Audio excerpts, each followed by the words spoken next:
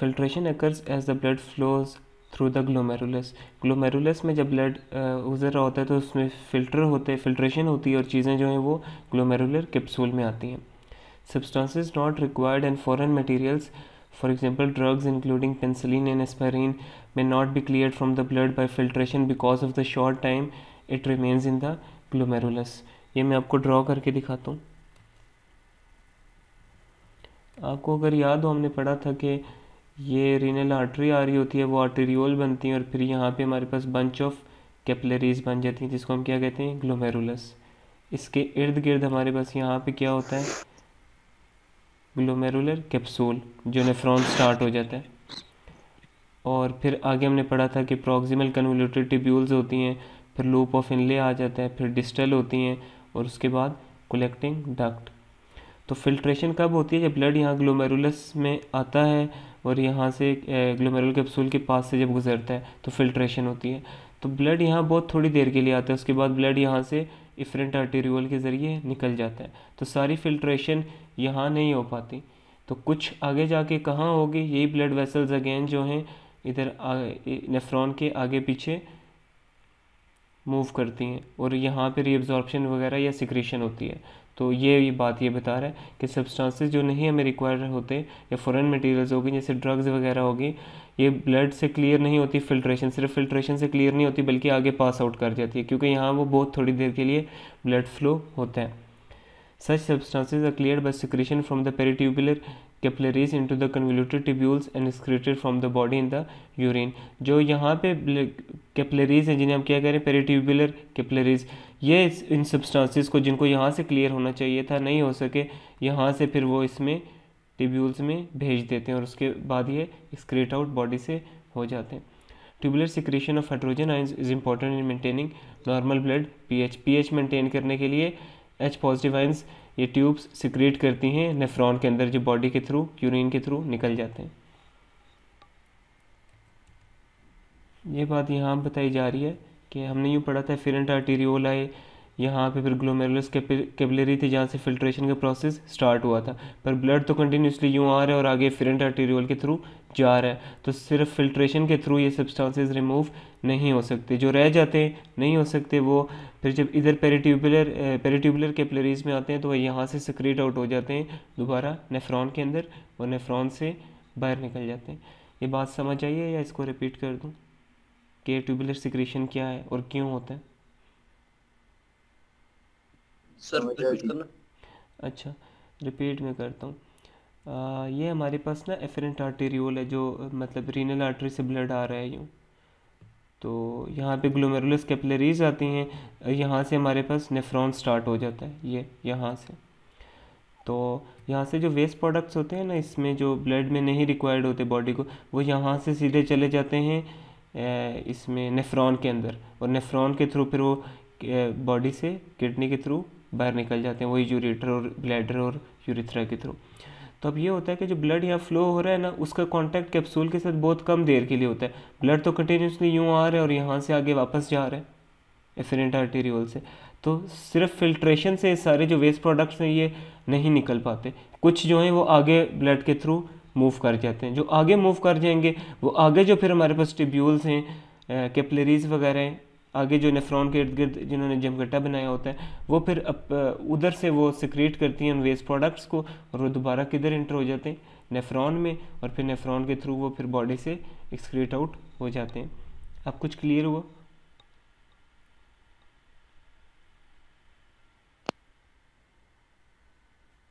Clear हुआ कुछ या रिपीट कर दूं?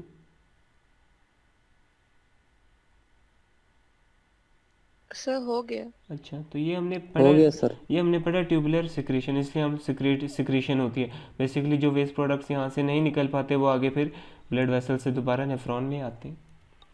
नेक्स्ट हम देखते हैं कंपोजिशन ऑफ यूरिन। पीछे वहाँ तक फॉर्मेशन ऑफ यूरिन ख़त्म हो चुकी है। यूरिन में 96% हमारे पास वाटर होता है, 2% यूरिया होता है।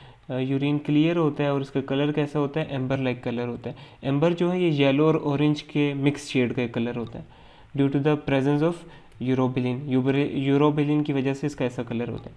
पीएच इसकी 6 तक होती है यूरिन की, और नॉर्मल रेंज जो है वो 4.5 से 8 के दरमियान हो सकती है, इसको नॉर्मल कंसिडर किया जाता है। Healthy adult passes 1000 to 1500 millilitre per day, इतना यूरिन डेली बॉडी से पास आउट हो रहा होता है हेल्थी एडल्ट में. The amount of urine produced vary according to fluid intake and the amount of solute excreted. अब जो यूरिन कितना आएगा वो डिपेंड करता है आप कितना फ्लूइड इनटेक कर रहे हैं. ज़्यादा पानी पियेंगे तो ज़्यादा यूरिन आएगा, कम पियेंगे तो यूरिन कम आएगा, और दूसरे वो डिपेंड करता है कि सॉल्यूट कितना एक्सक्रीट हो रहा है उसमें. Urine production is decrease during sleep and exercise. जब आप एक्सरसाइज कर रहे हो या आप सो रहे हो तो ये urine production naturally slow down हो जाती है. नेक्स्ट हमारे पास आता है water balance and urine out. Mic बंद कर दें. नेक्स्ट हमारे पास आता है water balance and urine output, कि जितना हम पानी पी रहे हैं और यूरिन आउटपुट इनका क्या रिलेशन है. The source of most body water is dietary food and fluid. ज़्यादा हमें बॉडी वाटर कहाँ से मिल रहा होता है, जो हम खाना खा रहे होते हैं या पानी वगैरह जो पी रहे हैं. And A small amount called metabolic water is formed by metabolic processes. कुछ जो है वो मेटाबॉलिज्म जो बॉडी में हो रहा है तो उसके थ्रू भी वाटर बनता है जिसे हम क्या कहते हैं, metabolic water. Water is excreted as a main constituent of urine. Urine में हमने पढ़ा 96% तो खाली सिर्फ वाटर ही है. इन एक्सपायर्ड एयर जो हम बाहर की तरफ सांस लेते हैं उसमें भी. फीसिस हो गया and through the skin as sweat, पसीने की फॉर्म में भी निकलता है और एज अ फीसिस के थ्रू भी वाटर निकलता है. The amount lost in expired air and faeces is fairly constant. इन दोनों में एक्सपायर्ड एयर में और फीसिस में इसकी जो अमाउंट लॉस्ट है वाटर की वो कांस्टेंट रहती है. And the amount of sweat produce is associated with environmental and body temperatures. पसीने के थ्रू कितना पानी निकल रहा है वो डिपेंड करता है कि इन्वायरमेंट कौन सी है, और दूसरा क्या है, बॉडी टेम्परेचर्स. बॉडी टेम्परेचर अगर ज़्यादा होगा तो ज़्यादा आपको पसीना आएगा, वो फिर ज़्यादा पानी निकलेगा. इन दो चीज़ों पर डिपेंड कर रहा होता है. The balance between fluid intake and output is controlled by the kidneys. Kidneys इस बैलेंस को मेंटेन करती हैं कि जितना पानी कितना पी रहे हैं और कितना निकल रहा है, इसको रेगुलेट किया कौन सी चीज़ कर रही है, किडनी कर रही है.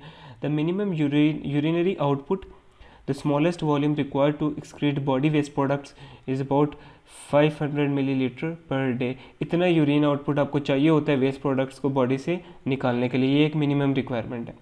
Urinary volume in excess of this is controlled mainly by anti diuretic hormone ADH released into the blood by the posterior lobe of the pituitary gland. अभी हम पिछले लेक्चर में पिट्यूटरी ग्लैंड पढ़ रहे थे जो बेसिकली ब्रेन में होता है. इस तरह यहाँ पे पिट्यूटरी ग्लैंड है. अब ये यहाँ पे हमारे पास किडनीज़ हैं, तो मिनिमम वो कह रहे हैं कि हमें कितना यूरिन आउटपुट चाहिए होता है, तकरीबन 500 मिलीलीटर. तो जो 500 मिलीलीटर से ज़्यादा हमारे पास वाटर होगा वो रीअब्जॉर्ब हो जाएगा दोबारा ब्लड में. किसके थ्रू होता है, ADH हार्मोन के थ्रू होता है. और ADH हार्मोन कहाँ से रिलीज़ होता है, पिट्यूटरी ग्लैंड से. ये बात क्लियर हुई.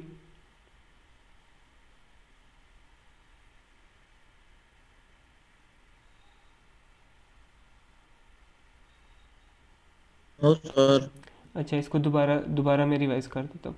अब हम पढ़ रहे हैं कि मिनिमम हमें कितना यूरिन चाहिए वेस्ट प्रोडक्ट्स को निकालने के लिए, उसकी कितनी वॉल्यूम होनी चाहिए, 500 मिलीलीटर. इतना होगा तभी वेस्ट प्रोडक्ट्स बॉडी से निकल सकेंगी.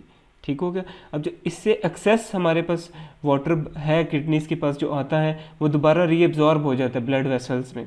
वो रीअब्जॉर्ब कौन करवाता है, पिट्यूटरी ग्लैंड करवाता है. किसके थ्रू करवाता है, ADH एक हार्मोन है वो रिलीज़ कराएगा.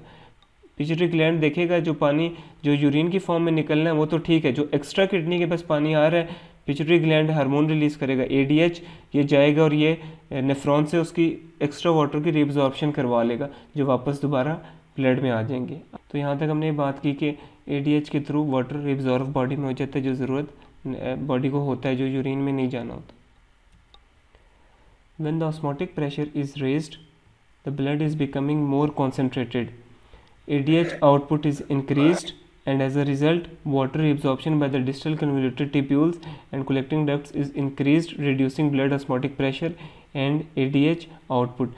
अब ये है कि जब ब्लड का ऑस्मोटिक प्रेशर राइज होगा, इसका मतलब है कि ब्लड में इस वक्त पानी की कमी है. जब पानी की कमी होगी ब्लड में तो उसका ऑस्मोटिक प्रेशर बढ़ जाएगा. पानी की कमी हुई, ऑस्मोटिक प्रेशर ब्लड का बढ़ गया. जब वो बढ़ जाएगा तो पिट्यूटरी ग्लैंड ये रिलीज़ करेगा ADH हार्मोन. ADH हार्मोन का क्या काम होगा कि वाटर मैक्सिमम एब्जॉर्ब करवाया जा सके नेफ्रॉन से दोबारा ब्लड में, और जब ये एब्जॉर्प्शन होगी पानी दोबारा ब्लड में आना शुरू होगा तो ऑस्मोटिक प्रेशर नॉर्मल हो जाएगा. This negative feedback maintains the blood osmotic pressure and therefore sodium and water concentrations within normal limits. ये दिखाया जा रहा है कि जो ADH रिलीज़ होता है, ये जो फिल्ट्रेट जा रहा है नेफ्रॉन के अंदर, उसमें से वाटर को रिएब्जॉर्ब करवाने लग जाता है, जो वापस ब्लड में आने लग जाती हैं. क्यों करवाता है? ऑस्मोटिक प्रेशर बढ़ जाता है, ब्लड में पानी की कमी होती है. पानी की कमी हुई, ADH हार्मोन ने क्या किया कि जो फिल्ट्रेट में पानी था वो वापस किडनी के थ्रू ब्लड में भेजना शुरू कर दिया, ताकि ये जो ऑस्मोटिक प्रेशर है ये नॉर्मल लेवल पे आ सके. The feedback mechanism may be suppressed when there is an excessive amount of dissolved substance in the blood. For example, in diabetes mellitus, when the blood glucose level is above the transport maximum of the renal tubules, excess water is excreted with the excess glucose. अभी तक हमने बात की कि ये जो हमारे पास ADH hormone है, ये वाटर की रिएब्जॉर्प्शन करवाता है, पानी को नेफ्रॉन से दोबारा ब्लड में भेजता है. बट अगर किसी के ब्लड में बहुत ज़्यादा ग्लूकोज है, जैसे डायबिटीज़ मेलाइटस, शुगर के जो मरीज़ होते हैं, तो वो ग्लूकोज जब बहुत ज़्यादा हो जाता है, ज़रूरत से ज़्यादा, तो वो यूरिन में आने लग जाता है. जब वो यूरिन में आएगा तो अपने साथ पानी को भी लेके आएगा. पानी को लेके आएगा तो अब ये बेशक ये हार्मोन काम कर रहा हो, ADH, जिसकी कोशिश होती है कि पानी जो है वो किडनी से वापस ब्लड की तरफ आए, पर स्टिल पानी ज़ाया हो रहा होगा. क्यों ज़ाया हो रहा होगा? क्योंकि ग्लूकोज बॉडी में ज़रूरत से ज़्यादा है. ग्लूकोज जब यूरिन में जा रहा है तो अपने साथ पानी भी लेके जा रहा है. अब इसमें इस कंडीशन को हम क्या कहते हैं? पोलीयूरिया. पोलीयूरिया क्या होता है? ज़रूरत से ज़्यादा पेशाब आना. मे लेड टू डिहाइड्रेशन. डिहाइड्रेशन भी बॉडी में हो सकती है. क्यों? क्योंकि ग्लूकोज ज़रूरत से ज़्यादा खून में है, वो पेशाब के थ्रू निकल रहा है. वो जब निकल रहा है तो साथ वो पानी भी निकाल रहा है अपने साथ साथ ग्लूकोज, तो जिसकी वजह से बॉडी में पानी की शदीद कमी हो सकती है, जिसे हम क्या कहते हैं? डिहाइड्रेशन. और इस सूरत में ADH बॉडी में होगा बट स्टिल वो काम नहीं कर सकता. But is usually compared by acute thirst and increase water intake. ऐसी सिचुएशन में मरीज़ जो होगा उसको प्यास ज़्यादा लगेगी और पानी भी वो ज़्यादा फिर पिएगा अपनी इस कमी को पूरा करने के लिए. ये बात समझ आई है या इसको रिपीट कर दूं?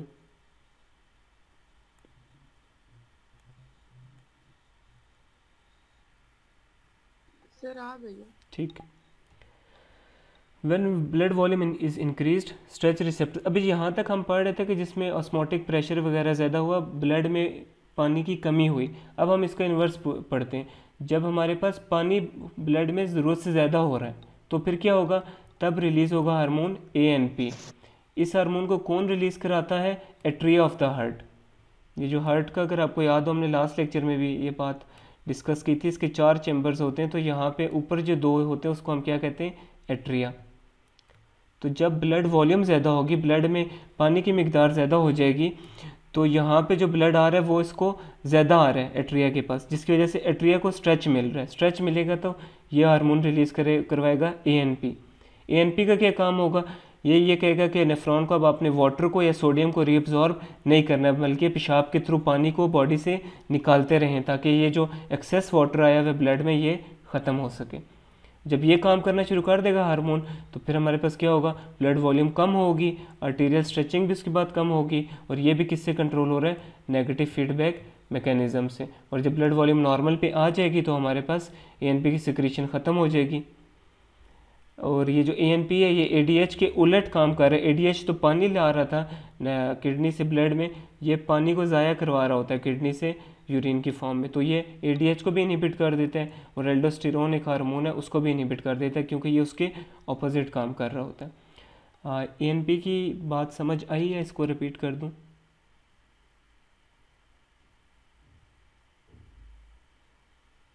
सर रिपीट कर दें. अच्छा, हमने बात की कि ब्लड जो है हमारे पास, ब्लड,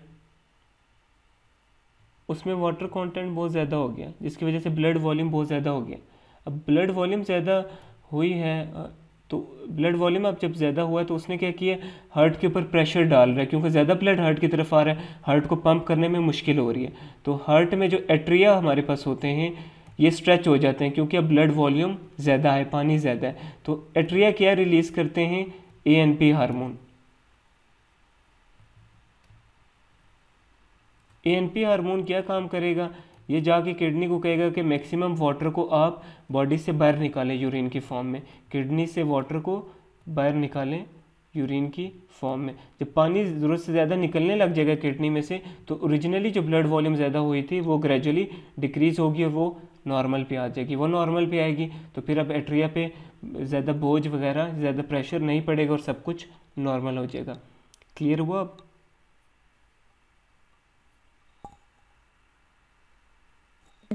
जी सर। ठीक होगा। इसका जो हमने इन्वर्स एडीएच पढ़ा था वो इसके बिल्कुल उलट है। उसमें क्या था कि ब्लड वॉल्यूम हमारे पास कम थी, ब्लड वॉल्यूम कम थी, तो फिर हार्मोन कौन सा रिलीज़ हुआ था? एडीएच। और एडीएच का क्या काम था कि किडनी से ज़्यादा पानी वापस ब्लड में लेके आए ताकि ब्लड वॉल्यूम नॉर्मल की तरफ जा सर सके।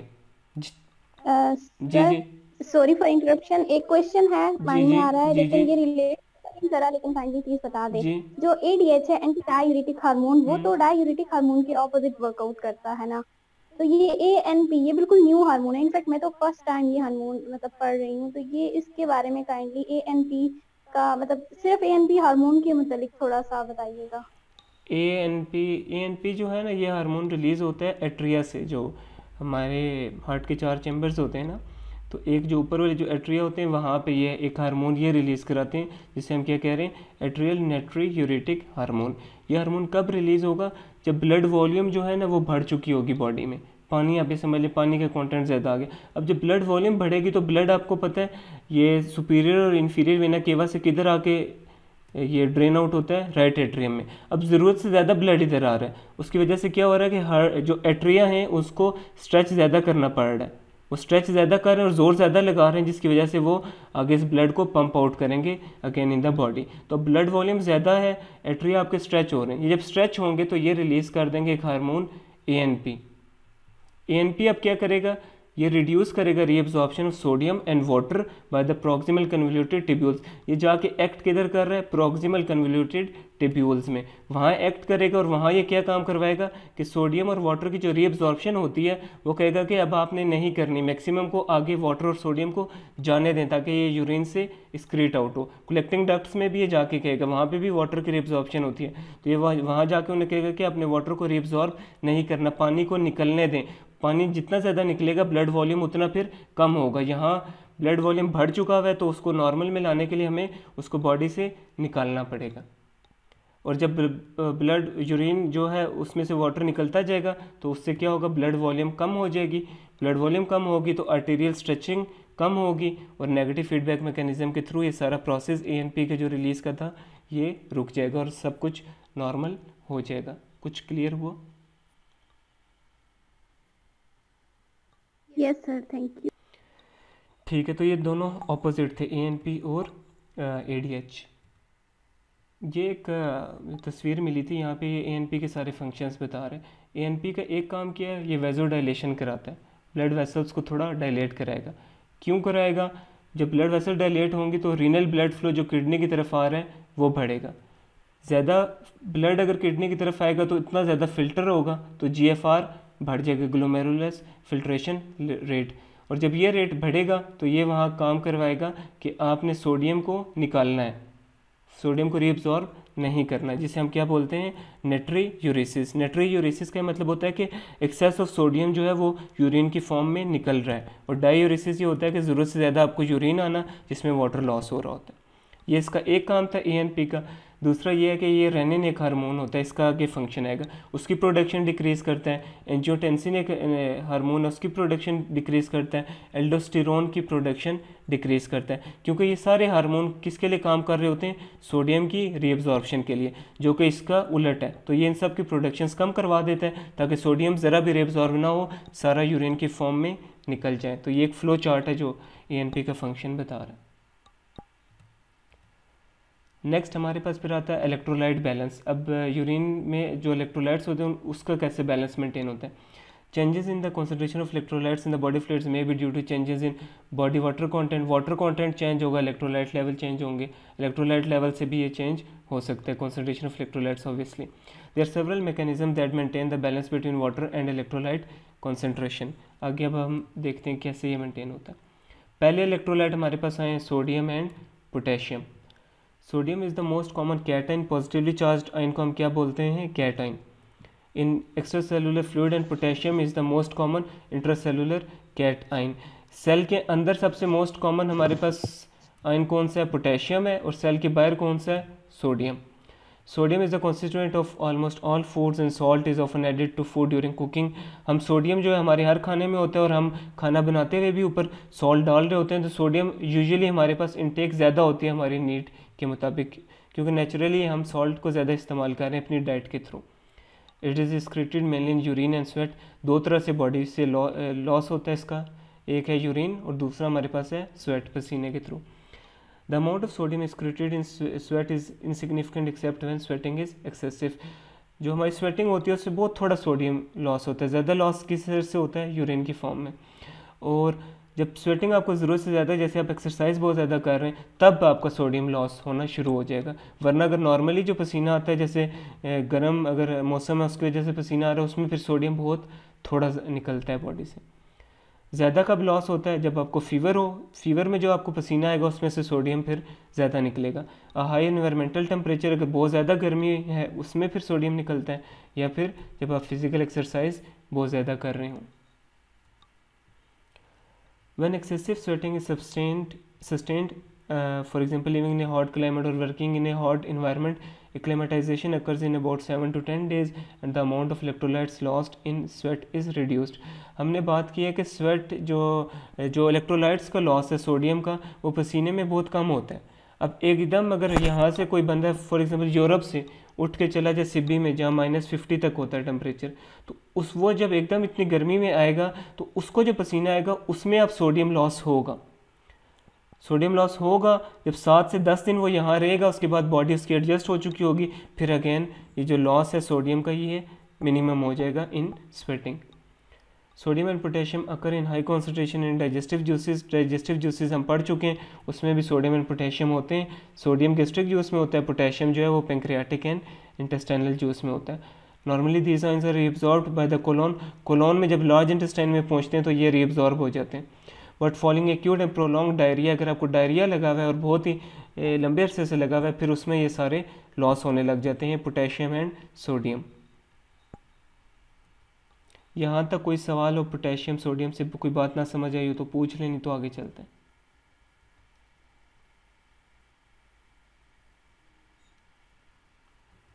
नेक्स्ट हमारे पास आता है रेनिन एंजियोटेंसिन एल्डोस्टेरोन सिस्टम। ये बहुत इंपॉर्टेंट सिस्टम है, ये पेपर पॉइंट ऑफ व्यू से भी बहुत इंपॉर्टेंट है।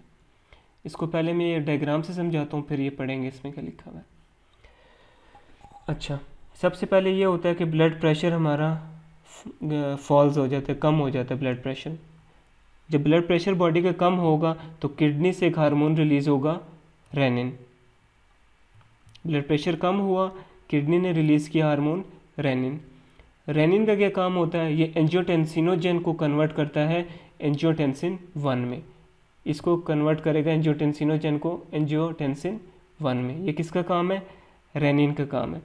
फिर एक और एंजाइम हमारे पास होता है एंजियोटेंसिन कन्वर्टिंग एंजाइम। ये एंजियोटेंसिन 1 को कन्वर्ट कर देता है एंजियोटेंसिन 2 में। जो ये हमारे पास है एंजियोटेंसिन 2, ये क्या करेगा? ये जाके इधर एड्रिनल ग्लैंड्स पड़े होते हैं किडनी के ऊपर, ये उन्हें कहेगा कि आप सिक्रेट करो एल्डोस्टेरोन। एल्डोस्टेरोन जब सिक्रेट होगा, इसका क्या काम होता है? सोडियम को रीअब्जॉर्ब करना, नेफ्रॉन से वापस ब्लड में लेके जाना सोडियम को। सोडियम जब ब्लड में आना शुरू हो जाएगा तो ब्लड प्रेशर अगेन हमारे पास बढ़ना शुरू हो जाएगा। ओरिजिनल स्टिमुलस क्या था कि ब्लड प्रेशर कम हो गया, तो इस तरह इस चैनल के थ्रू ब्लड प्रेशर दोबारा बढ़ता है। इसको हम पूरे सारे कम्प्लेक्स सिस्टम को क्या कहते हैं? Renin angiotensin aldosterone system. Renin भी इसमें काम कर रहा है, एंजियोटेंसिन भी काम कर रहा है और एल्डोस्टेरोन भी काम कर रहा है।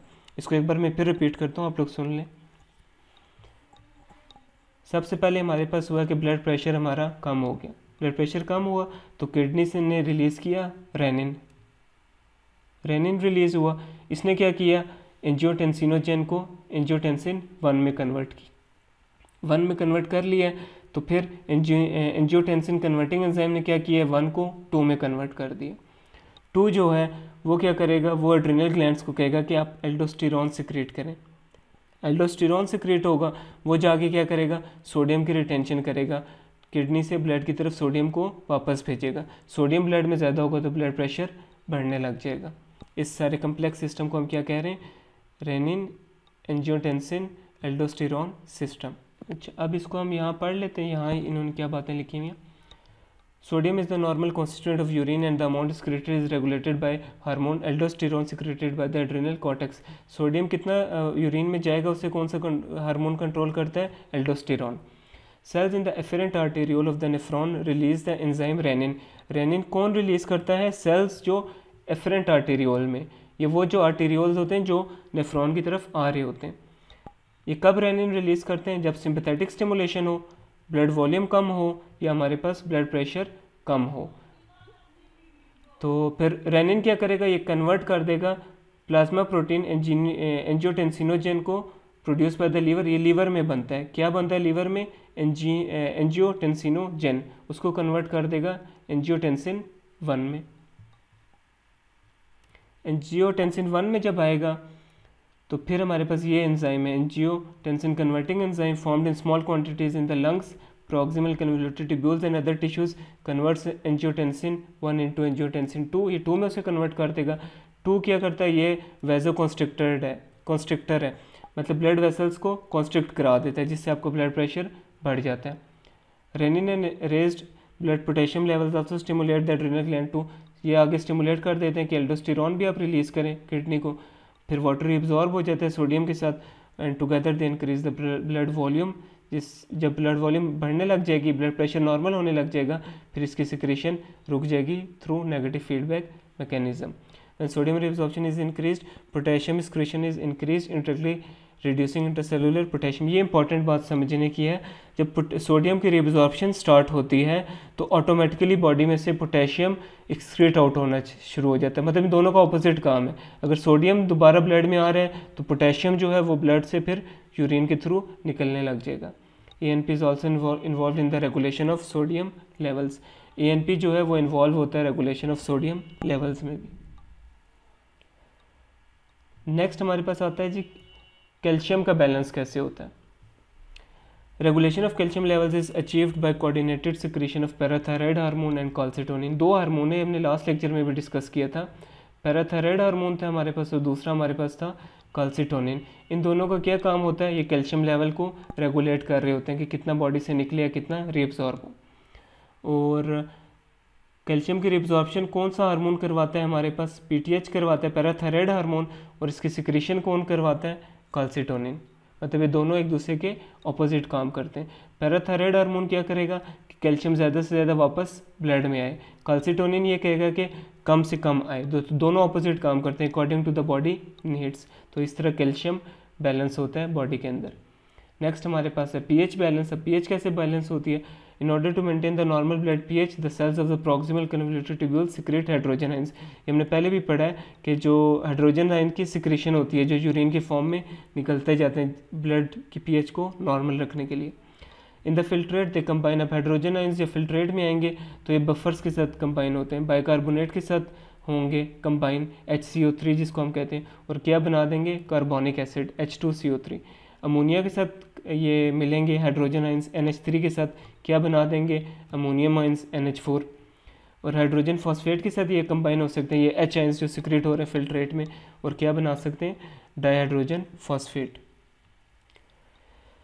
कार्बोनिक एसिड अब जो बना है वो कन्वर्ट हो जाता है कार्बन डाइऑक्साइड में एंड वाटर में, और कार्बन डाइऑक्साइड दोबारा रिअब्जॉर्ब हो जाएगी जो अगेन इसी बफर सिस्टम में इस्तेमाल हो सकती है। और जो हाइड्रोजन होंगे वाटर की फॉर्म में वो यूरिन से फिर निकलते जाएंगे एज अमोनियम सॉल्ट्स और हाइड्रोजन फॉस्फेट।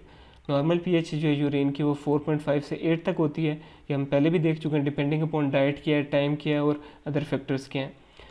और ये अब इम्पॉर्टेंट बात है कि जो इंडिविजुअल्स हैं जो हाईली वेजिटेरियंस जो गोश्त वगैरह बहुत ज़्यादा खाते हैं उनकी pH जो है वो कम होती है, एसिडिक होती है एज़ कम्पेयर टू वेजिटेरियंस। मतलब कि जो वेजिटेरियंस हैं उनके यूरिन की pH ज़्यादा होगी, और जो मीट वगैरह खाते हैं, प्रोटीन से गोश्त वगैरह ज़्यादा खाते हैं, उनकी फिर pH कम होगी।